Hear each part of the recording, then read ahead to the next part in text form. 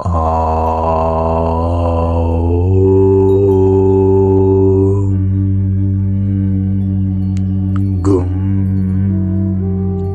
ഗുരുഭ്യോ നമഃ. ഏവർക്കും പ്രണാമം. നമുക്ക് ശ്രീ വാൽമീകി രാമായണത്തിലേക്ക് തന്നെ മടങ്ങാം.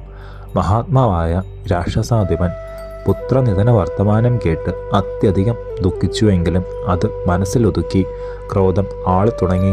ദേവേന്ദ്ര തുല്യനായ ഇന്ദ്രജിത്തിനോട് പറഞ്ഞു, പ്രിയപ്പെട്ട മകനെ, അസ്ത്രപ്രയോഗ വിജ്ഞാനത്തിൽ അദ്വിതീയനാണ് നീ.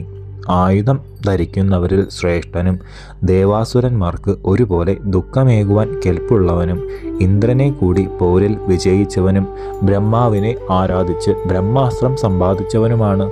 മരുത്തുകൾ ദേവന്മാരുടെയും ഇന്ദ്രൻ്റെയും സഹായത്തോടുകൂടി വന്ന് യുദ്ധം ചെയ്തിട്ടും നീ ശരജാലങ്ങളെ കൊണ്ട് അവരെ പിന്തിരിപ്പിച്ചു. നിന്റെ ബാണങ്ങൾക്ക് മുമ്പിൽ നിൽക്കുവാനുള്ള കരുത്ത് അവർക്ക് കൂടി ഉണ്ടായിട്ടില്ല. 3 ലോകങ്ങളിലും നിന്നെപ്പോലെ യുദ്ധങ്ങളിൽ തളർച്ച പറ്റാത്ത ഒരുവനെ കാണുന്നതല്ല. നിന്റെ കൈക്കരുത്തു തന്നെ മാത്രം മതി നിന്നെ രക്ഷിപ്പാൻ. പോരാത്തതിന് തപസ്സുകൊണ്ട് സിദ്ധിച്ച അമേയ ശക്തിയും നിനക്കുണ്ട്. ദേശകാലങ്ങളെ അറിയുന്ന നിനക്ക് അതനുസരിച്ച കർമ്മങ്ങളെ ചെയ്യുന്നതിനും കഴിയും. ഇത്രയും ബുദ്ധിശക്തിയുള്ള മറ്റൊരാളെ ഞാൻ കാണുന്നില്ല. യുദ്ധത്തിൽ ഏത് എപ്പോൾ ചെയ്യണമെന്ന് അറിയുന്നവരിൽ അദ്വിതീയനാണ് നീ. രാജനീതികളെ പറ്റിയും അത് നിർവഹിക്കേണ്ട മാർഗങ്ങളെക്കുറിച്ചും എല്ലാം നിനക്കറിയാം. അസാധ്യ കാര്യങ്ങളായി നിന്റെ മുമ്പിൽ യാതൊന്നുമില്ല. നിന്റെ അസ്ത്രപ്രയോഗ സാമർഥ്യം ശരീരശക്തിയും അറിയാത്തൊരുവൻ 3 ലോകത്തിലും ഇല്ല. തപോബലത്തിലും യുദ്ധപരാക്രമത്തിലും നീ എനിക്ക് തുല്യനാണ്. പല പല സംഘട്ടനങ്ങളിലും ഞാൻ ഏത് കാര്യവും നിഷ്പ്രയാസം സാധിക്കുന്ന നിന്നെ ഓർക്കുക പതിവാണ്. തൽക്ഷണം തന്നെ മനക്ഷീണം മാറുകയും ചെയ്യും. ശത്രു സംഹാരത്തിൽ സമർത്ഥനായ മകനെ, നമ്മുടെ കിങ്കര സൈന്യത്തെയും രാക്ഷസ ശ്രേഷ്ഠനായ ജംബുമാരിയെയും മഹാവീരന്മാരായ മന്ത്രിപുത്രന്മാരെയും പഞ്ചസേനാപതികളെയും ആന, കുതിര, തേര്, കാലാൾ എന്നീ ചതുരംഗ സൈന്യങ്ങളിൽ അനേകം പേരെയും സംഹരിച്ചു കഴിഞ്ഞു. മഹോദരനെ തൻ്റെ ഇടമില്ലാതാക്കി. നിന്റെ അനുജൻ അക്ഷകുമാരനെ നിഗ്രഹിച്ചു. പക്ഷേ ഇവരിൽ ഒന്നും ജയിക്കും എന്നുള്ള ദൃഢവിശ്വാസം എനിക്കില്ലായിരുന്നു. നിന്നിൽ മാത്രമേ അതുള്ളൂ. കാരണം അവരെ ആശ്രയിച്ചല്ല എൻ്റെ ജയാപജയങ്ങൾ വന്നിട്ടുള്ളത്. നിന്റെ സഹായം ഒന്നുകൊണ്ട് മാത്രമാണ്. വമ്പിച്ചൊരു സൈന്യത്തെയും അക്ഷനെയും നിഗ്രഹിച്ച വാനരൻ്റെ പരാക്രമത്തെ നല്ല പോലെ മനസ്സിലാക്കണം. നിന്റെ ശക്തിയും ചിന്തിക്കണം. അതിനുശേഷം നിന്റെ യുദ്ധപരാക്രമത്തെ കാണിക്കൂ. ശത്രുഞ്ജയനായ പുത്ര, നീ യുദ്ധത്തിനൊരുങ്ങി ഹനുമാൻ എന്ന വാനരൻ്റെ അടുത്തെത്തിയാൽ ഏതേതു വിധം സൈന്യങ്ങളാൽ ആയുധങ്ങളാൽ അവൻ്റെ ബലം ക്ഷയിച്ച് ശാന്തനായി തീരുമോ അതേ പ്രകാരം ചെയ്യിപ്പിക്കുകയും സ്വയമായി വേണ്ടത് ചെയ്യുകയും വേണം. അസ്ത്രമെടുത്തവരിൽ അദ്വിതീയനാണ് ശ്രേഷ്ഠനായ നീ. മകനെ, വേണ്ടത് ആലോചിച്ച് ചെയ്യൂ. തുടർന്ന് ചെയ്യേണ്ടതിനെപ്പറ്റി രാവണൻ ഓർമ്മപ്പെടുത്തി. ഹേ വീര, വമ്പിച്ചൊരു സൈന്യത്തോടെ പോയതുകൊണ്ട് മാത്രം കാര്യമില്ല. ഹനുമാൻ എന്ന ആ കുരങ്ങൻ്റെ പരാക്രമം അവർണ്ണീയമാണ്. സൈന്യം ഛിന്നഭിന്നമായി പല വഴിക്ക് ഓടി ഒളിക്കും. വജ്രതുല്യങ്ങളായ ആയുധങ്ങളെ കൊണ്ടും കാര്യമില്ല.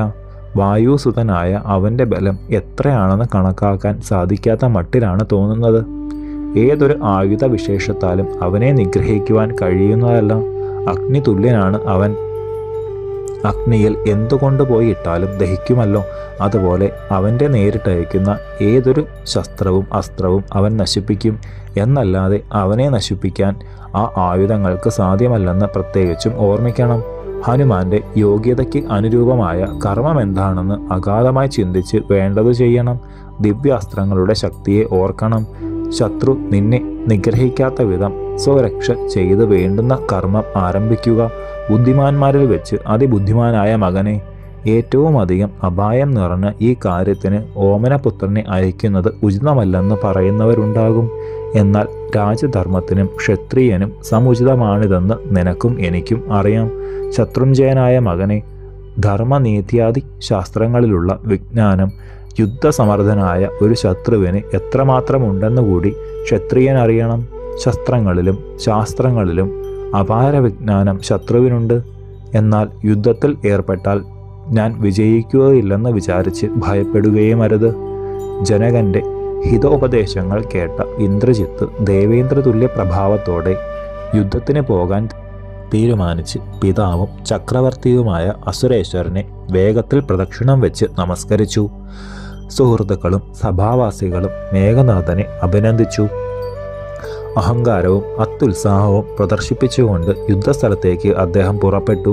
വീരശ്രീ സ്വയമായി വരിച്ചവനും താമരപ്പൂവിതൾ പോലെ വിശാലലോചനങ്ങളോട് കൂടിയ മനോമോഹനനുമായ രാക്ഷസേന്ദ്രപുത്രൻ പൂർണ്ണചന്ദ്രോദയത്തിൽ അമ്പുരാശിയിലെ വേലിയേറ്റം പോലെ വർദ്ധിച്ചു വരുന്ന പൗരുഷത്തോടെ അരമനയിൽ നിന്ന് പുറത്തിറങ്ങി.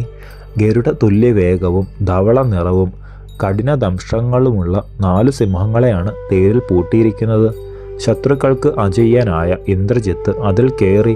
വില്ലെടുത്തവരിൽ അഗ്രഗണ്യനും സർവ ശസ്ത്രങ്ങളുടെയും ദിവ്യാസ്ത്രങ്ങളെയും നന്നായി അറിയുന്നവനുമായ ഇന്ദ്രജിത്ത് മനോവേഗത്തിൽ തേരോടിച്ചു തുടങ്ങി.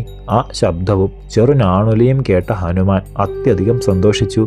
സ്വപരാക്രമം തികച്ചും വ്യക്തമാക്കത്തക്ക വിധത്തിലുള്ളൊരു ശത്രുവിൻ്റെ വരവാണിതെന്നും ഉദ്ദേശം സഫലമാകുവാൻ തുടങ്ങുന്നുവെന്നും മനസ്സിലാക്കിയ മാരുതി അക്ഷകുമാരൻ്റെ വരവിനേക്കാൾ സംതൃപ്തനായി. വജ്രതുല്യ മുനകളാർന്ന അസ്ത്രങ്ങളും വിചിത്ര ചാപവും എടുത്ത ഇന്ദ്രജിത്ത് അശോകവനികയുടെ നേരിട്ടടുത്തു. യുദ്ധസന്നദ്ധനായി വലത്തുകൈയിൽ ബാണമെടുത്ത് ഇടത്തുകൈയിൽ കുലച്ച വില്ലേന്തി മേഘനാഥൻ പുറപ്പെട്ടപ്പോൾ ദിക്കുകൾ ഇരുട്ടടഞ്ഞു. കുറുക്കൻ തുടങ്ങിയ ക്രൂരമൃഗങ്ങൾ അനേകവിധ ശബ്ദങ്ങളെ അശുഭസൂചകമായി പുറപ്പെടുവിച്ചു. പ്രമദവനത്തിൻ്റെ മുകളിൽ നാഗങ്ങൾ, യക്ഷന്മാർ, മാമുനികൾ, സിദ്ധന്മാർ, ദേവന്മാർ തുടങ്ങി എല്ലാവരും പരമസന്തുഷ്ടരായി നിരന്നു. ശുഭഗ്രഹങ്ങൾ തെളിഞ്ഞു. ആകാശത്തിൽ വലത്തുവെക്കുന്ന പക്ഷികൾ സന്തോഷ ശബ്ദങ്ങൾ ഉണ്ടാക്കി. ഗുണങ്ങളെല്ലാം ഒത്തുചേർന്ന ഇന്ദ്രജിത്ത് തേരിൽ കയറി. വരുന്നത് കണ്ട ഹനുമാൻ ഗംഭീരമായി ഒന്ന് ഗർജിച്ചു. അതിവേഗത്തിൽ ശരീരത്തെ വലുതാക്കി. ദിവ്യരഥാതിരൂഢനായ രാവണപുത്രൻ അത്യുജ്വല മിന്നലുണ്ടാകുന്ന സമയത്തെ ഇടിനാദം പോലെ ചെറുഞാണൊലി ഇട്ടു. അപരിമേയ വേഗത്തോടും അതിമഹത്തായ ബലത്തോടും അശങ്കിത ഭാവത്തോടും കൂടിയ 2 പേർ, വായുസുതനായ ശ്രീ ഹനുമാനും രാവണ സീമന്തപുത്രനായ ഇന്ദ്രജിത്തും ദേവനായകനും അസുരനായകനും എന്ന പോലെ പരസ്പരം ബദ്ധവൈരികളെ പോലെ നോക്കി. അത്യുത്കൃഷ്ട ചാവധാരിയായി യുദ്ധം ചെയ്യുന്നതിൽ അതുല്യനും മഹാരഥനുമായ മേഘനാഥൻ്റെ ലക്ഷ്യം പിഴയ്ക്കാത്ത ക്രൂരബാണങ്ങൾ ശരീരത്തിൽ സ്പർശിക്കാതിരിക്കത്തക്ക വിധം പിതാവിൻ്റെ സഞ്ചാരസ്ഥാനമായ അമ്പലത്തിൽ അപ്രമേയനായ ഹനുമാൻ സഞ്ചരിക്കുവാൻ തുടങ്ങി. മൂർച്ചയുള്ളതും നീണ്ടതുമായ മുനകൾ, കഴു തുടങ്ങിയ പക്ഷികളുടെ നീണ്ട തൂവലുകൾ, സ്വർണ്ണനിർമ്മിതമായ പിടികൾ, ഇങ്ങനെയുള്ളതും വജ്രസദൃശ വേഗമുള്ളതുമായ ശരങ്ങളെ ശത്രുവിൻ്റെ ശക്തിയെ നശിപ്പിക്കാൻ സമർത്ഥനായ ഇന്ദ്രജിത്ത് ഇടവിടാതെ വർഷിച്ചു. അസുരേന്ദ്രകുമാരൻ്റെ രഥത്തിൽ നിന്നുള്ള നാദവും മൃദംഗം, ഭേരി, പടഹം തുടങ്ങിയ വാദ്യഘോഷവും ഞാൺധ്വനിയും കേട്ട ഹനുമാൻ വീണ്ടും മേൽപോട്ടു ചാടി ഉയർന്നു. ശത്രു സംഹാരമൂർത്തിയായ ആഞ്ജനേയർ ഒരിക്കലും ലക്ഷ്യം തെറ്റാത്ത ഇന്ദ്രജിത്തിൻ്റെ അസ്ത്രങ്ങൾ പിഴച്ചു എന്നു വരുത്തുവാൻ വേണ്ട വിധത്തിൽ ഒഴിഞ്ഞുമാറി. ഒന്നെങ്കിലും ശരീരത്തിൽ സ്പർശിക്കാത്ത വിധം ശരവർഷമധ്യത്തിൽ ചാടിക്കളിക്കുകയും ചെയ്തു. ബാണങ്ങളുടെ വരവിനെ കാത്തുകൊണ്ടെന്ന പോലെ കൈകൾ പരത്തി ആകാശത്തിൽ ചലനമില്ലാതെ നിൽക്കും. ശരം വരുന്ന ക്ഷണത്തിൽ പെട്ടെന്ന് മേൽപോട്ട് മനോവേഗത്തിൽ ഉയരും. വായുപുത്രനാണ് താനെന്ന് ഇത്തരം പ്രവർത്തികളാൽ വ്യക്തമാക്കുക എന്നതാണ് ആ അഭ്യാസ പാടവത്തിൽ നിന്ന് തോന്നുക.